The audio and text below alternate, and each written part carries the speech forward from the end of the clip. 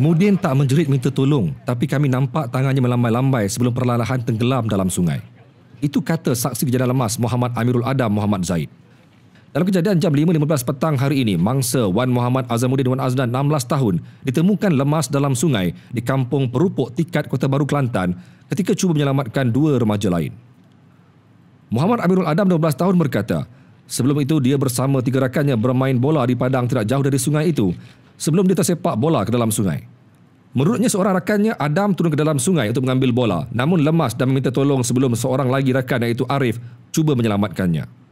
Katanya Arif turut lemas seperti Adam dan apabila melihat keduanya, mangsa yang berada tidak jauh dari lokasi kejadian itu segera terjun ke dalam sungai.